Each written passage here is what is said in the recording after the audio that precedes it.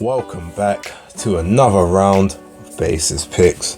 Now this is going to be an extremely quick video because there is not anything on this week outside of the DAZN pay-per-view card, which is Jake Paul versus Nate Diaz. Now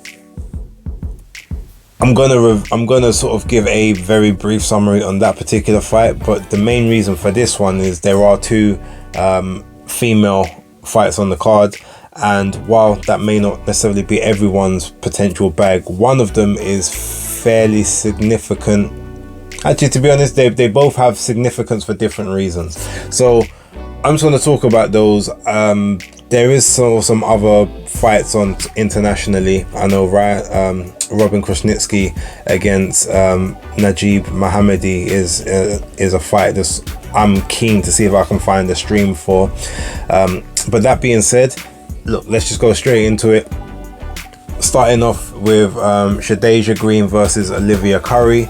Shadasia Green, I believe, is 12-0-1 with 11 KOs at this point in time, or she's 12-0 with 11 KOs. It's one or the other. And Olivia Curry is 7-1 with 1 KO. So that being said, you know where the power is. Now Olivia Curry is actually a middleweight moving up to face Shadasia Green at super middleweight. So this fight is the keep busy fight for Shadasia Green while she waits for the mandatory to be called for Savannah Marshall. So with that being said, I've not seen anything of Olivia Curry, but I have looked at some of the people she's faced and the records of them, and I've seen one or two of those before. Yeah, to me this is a 4-round job, if that. I see it being done within 4 rounds. It's a 10-round fight. I reckon by the 3rd or 4th round, Olivia Curry is getting stopped. That's my prediction. I've got nothing else really to add to that. Next up is Amanda Serrano versus Heather Hardy 2. Now, the very first time Amanda faced Heather was the reigning WBO champion at 126, I believe it was. And Amanda beat her on points. However, in the first 2 rounds of that fight, Amanda had Heather Hardy pretty much on, as they say, on Queer Street for those first 2 rounds. She hit her with some really hard shots. It almost looked at one point that Heather Hardy was going to get stopped in the first round, but she managed to survive, rally back, and even made it a lot more competitive towards the back end of the fight, where Amanda did start to slow down a little bit. And Heather just showed her toughness. And while I think she only won maybe 1 or 2 rounds on the cards, like, she became a lot more competitive from sort of like round 5, 6 onwards. On this occasion though, Heather Hardy said before that it was a really difficult proposition for her to make 126 pounds, and she moved up. She went up to lightweight, so she moved up to, initially she went up to super feather, but she missed that weight by a couple pounds, and then she's been at lightweight for her last 2 or 3 fights. I think she's had 4 fights since that. Amanda Serrano, it's either 3 or 4, but I think she's weighed in at like 132 point something, and then 134 point something for the other 2.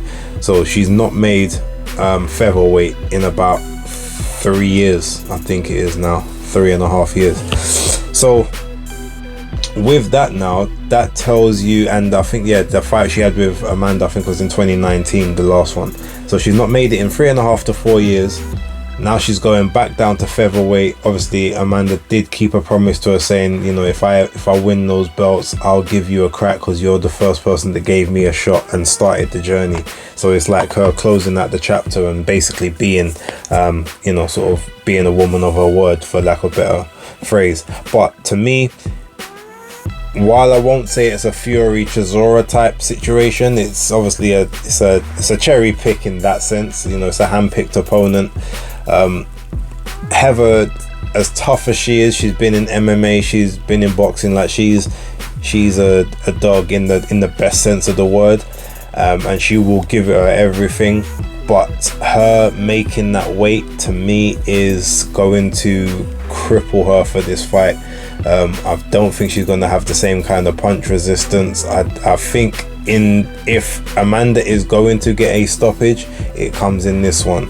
So my prediction, just due to those intangibles, is that 4 years with not making this weight, trying to come back down, Amanda in sort of the peak of her ascendancy, even though she does get hit, but she's going to be in position to throw those shots. I can see her wearing Heather out to the body, and head over. I see the fight being over within sort of 6 to 7 rounds. I do see Amanda Serrano winning this via TKO in the 7th or thereabouts. Now, moving on to the main event, which is Jake Paul versus Nate Diaz. Look, Nate Diaz is probably one of the better strikers in MMA. I know him and his brother Nick did train boxing to a certain degree, to a certain extent. Obviously they don't train it, they've never trained it like as a solo discipline, but I know he's been in camp with boxers before, sparring, purely I think for his toughness, because he can go rounds, he's got a great engine, so he can give people good work in that sense. That all being said though, I don't think his boxing ability is on the level of what Jake Paul has been able to dedicate and sort of do for his in sort of the last 4 or 5 years. Diaz has to focus on other things in his training camps, whereas Jake is solely focusing on boxing, and he's been training with some of the best trainers in boxing.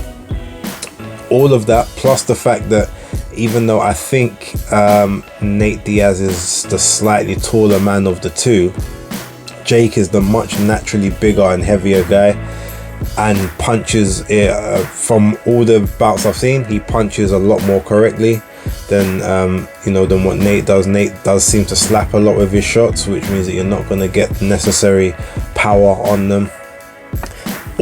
So you've got all of that, plus you've got Nate Diaz with the infinite amount of scar tissue on his face, which means that the first decent shot that Jake Paul lands, he's gonna mark up, he's gonna tear, skin's gonna tear, he's gonna be a bloody mess. And I can't see any other result than Jake Paul getting the stoppage.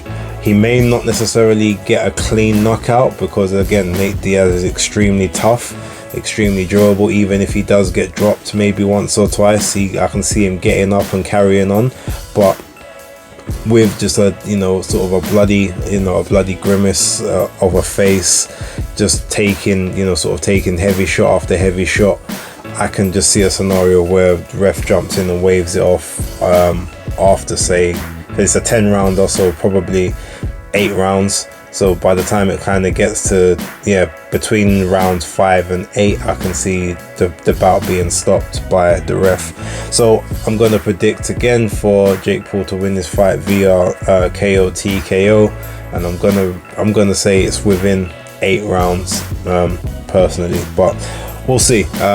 I know it's a short one, as I said, but leave your comments down below. Let me know if you have any interest in any of these fights at all. I understand if you don't, it's not really a big week for the regular boxers and regular boxing fans. But that being said, leave your comments below if you've got any other different opinions.